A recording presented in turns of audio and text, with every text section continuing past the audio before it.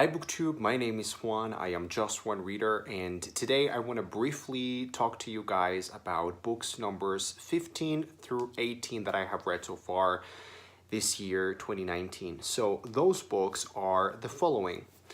This one is in Spanish, La Biblioteca Mágica de Bibi Bokken. This is a translated book. It's translated from Norwegian or Danish, I think Danish, and it was written by Jostein Gaarde and Klaus Hagerup, or at least that's the way that these authors' names sound in my mind. The following book that I will tell you about is Summer Lightning by P.G. Wodehouse. This is included in this bind-up or anthology of works by P.G. Wodehouse, but that is Summer Lightning. And then we have for sure, surely, certainly, most certainly my favorite book of the year so far, and that is 84 Charing Cross Road by Helene Hanff. And finally, The Catcher in the Rye by J.D. Salinger, which is actually a reread, but I will tell you why I reread this one right now. So, follow me in this journey of book reviewing. Let's start at the very beginning, a very good place to start. Well, firstly, I'm going to talk about this one, La Biblioteca Mágica de Bibi Bokken. The title in English would be something along the lines of The Magical Library of Bibi Bokken, or Bibi Bokken's Magical Library. This, unfortunately, is not available in English. As I said, it was written originally in Danish, I want to say. I'm not exactly sure, and I feel shameful for it because I should know. I think it was written in Danish. I'm pretty certain, pretty positive, but I'm not. So I think it was. Anyway, there's not an English translation available for this book. This book is beautifully published by Ciruela, which is one of my favorite publishing houses in Spanish, and it's a book that I've owned for over 14, I want to say maybe 15 years. I picked this book up originally when I was around 14, so yeah, around 13 years ago, because I was reading a lot of things by this author, and I was really enchanted by this author, one of the authors, Jostein Gaarde, who is a very popular author here in... Hola, gordos. My dog. Hola, chiqui. ¿Cómo estás? ¿Quién es ese cucu? Okay. Anyway, so I was really loving the Jostein Gaarde's works, and so I picked this one up, but I never actually got around to it. I never read it, and I just kept it on the shelf for over 13 years. But the great miraculous thing is I very frequently get rid of the books that I haven't read and that I decide I'm never going to read. So it's almost miraculous to me that I managed to keep this book in my shelves. I never got rid of this book, and so I decided it was time to read it, and I read it, and I really loved it. I gave it around 4 stars, 4.5 stars. It's one of the best books that I've read so far this year. It is such a warm, delightful, clever, and just warm. It's a warm, joyful kind of novel. It is written for children, but it's the kind of juvenile fiction that anyone can enjoy. It doesn't matter what your age is or your gender. It doesn't matter. It's just delightful and beautiful and touching and really relevant. It's about these two prepubescent kids who start... It's kind of a complicated story, but they start developing or creating this way of communicating once the summer is over and they go back to their hometowns. They start writing letters to one another, but they do it in one book, in one notebook that they send to each other back and forth, and so their correspondence becomes like a text that they are creating together.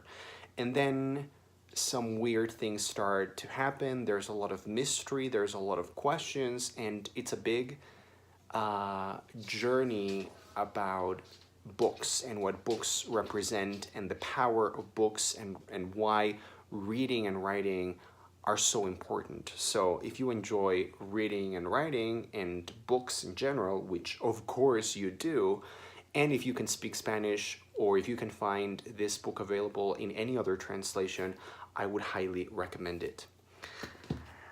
Okay, next up we have another one of the best books that actually all four of these books that I have today are four of my best books of the year. I've had a really great reading batch lately. So the next one is Summer Lightning. This is by P.G. Wodehouse, and last year I read the first work that is included in this big anthology. That one was Blanding's Castle, and it takes place in this castle called Blanding's Castle, and we follow these characters that have hilarious adventures and stuff. And so I read that last year, and I really, really loved it. Like, I absolutely fell in love with P.G. Wodehouse's writing. And so now I decided I really needed to go back to Blanding's Castle, and I read the second work that is included in this anthology, and that is Summer Lightning. Summer Lightning is a novel. Blanding's Castle was more like a collection of short stories, of episodic adventures, if you will. And Summer Lightning is like a proper novel. It is longer. It is approximately like 200 and something pages. It's longer. It feels like a novel. It has the structure of a novel. So it is different to Blanding's Castle in that regard. I think I ultimately enjoyed Blanding's Castle a little bit more because of its episodic nature. I felt like having that episodic, like, short story collection feel to it really made every single short story stand out, and I found myself laughing constantly throughout the entire collection, Blanding's Castle.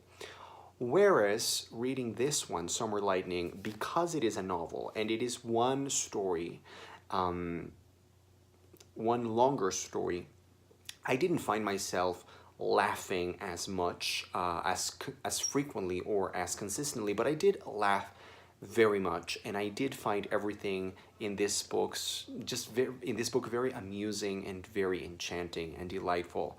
Basically, in this particular P.G. Wodehouse work, we follow these characters who are part of the same group that we met back in Blanding's Castle, and it takes place in Blanding's Castle and in London, and there's a bunch of characters and a bunch of storylines, and everything is very convoluted and very, like, hilariously absurd. And the best way that I could describe the feel of this world and of this particular novel is it's like Downton Abbey, but incredibly funny. It's like if Ricky Gervais or Stephen Fry wrote an episode of Downton Abbey. It's hilarious and absurd and ridiculous and so incredibly elegant and sophisticated, but it's so kooky and absurd.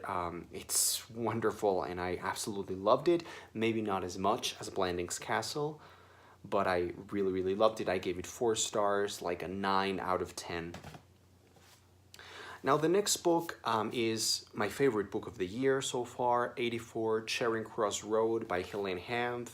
If you'll remember, Helen Hanff's one of her other nonfiction works that I really enjoyed was Apple of My Eye, and that was my favorite book a couple of years ago, and I just raved about that book. I freaking love that book to death. And now I read this one, and this is my favorite book of the year so far. It is absolutely incredible, and I just feel like Helen Hanff is my soulmate, and reading this woman's writing feels like when I started watching Gilmore Girls. That's the feeling, like, this is it. This is home, baby. This is home. This is what home feels like, smells like, sounds like, tastes like. This is this is my jam. So I'm not going to talk a lot about this book in here. If you want to know more about this book and why I raved about it, then go and watch my review. I just posted it yesterday or 2 days ago. I gave it 5 stars, 10 out of 10. This woman just stole my heart. And so lastly, we have The Catcher in the Rye by J.D. Salinger. This was a reread for me. I originally read this book for the first time a few months ago, so this is the only book that I've ever reread so soon after having read it for the first time. Like, just a couple of months went by before I reread this book. So that was a very cool experience. And the reason why I decided it would be good to reread this book is because I'm gonna teach a lecture. I'm gonna give a lecture workshop kind of thing at university, and I'm gonna teach The Catcher in the Rye, and I'm gonna try to explain or explore The Catcher in the Rye and adolescence, narcissism, and depression. So many psychological ideas and psychological themes that are very much present in this novel, and I kind of talked about all of these issues in my review of The Catcher in the Rye, which I posted some months ago when I originally read it for the first time. And in that review, I attempted to explore narcissism, adolescence, depression, stuff like that. But this time around, because I was not really concerned with the basic plot points or the story aspect of this book, I was able to really dig deeper and find some other stuff. And so I was able to interpret and catch, no pun intended, I was able to catch some other details and some other things that I hadn't seen in my first read through. And so I have now a lot of notes, a lot of notes that I have written in every single part of this book. Like, there are pages where you cannot even read the text anymore because I have really written a lot of stuff there. This is a novel that, this novel is kind of gold for psychologists and psychoanalysts. This book is so easy to analyze from a psychological or psychoanalytical standpoint, just because it's written in a way that begs to be analyzed. It begs to be explored and interpreted through psychoanalysis. So I've really enjoyed doing this again with this book. So I will let you guys know how my lecture workshop turns out in 2 weeks. So that was The Catcher in the Rye. I gave it 5 stars. I am not counting it as one of the best books that I've read this year because it's not a book that I'm reading for the first time this year. So I'm not gonna count it for like top 10s and stuff like that, but it is a freaking amazing book, and reading it a second time now has made me appreciate it and love it even more, and love the character of Holden Caulfield even more. I already loved him, but now I love him even more, and I identify with him, which I didn't so much identify with him the first time around that I read this book. I appreciated him, but I never really related to him, and now I have. So anyway, this is a 5 out of 5, 10 out of 10 book. It's amazing. So those are books numbers 15 through 18 that I've read so far this year. Please leave your comments down below. And if you have not read P.G. Wodehouse or Helen Hanff, this is your chance to correct yourself and get your shit together.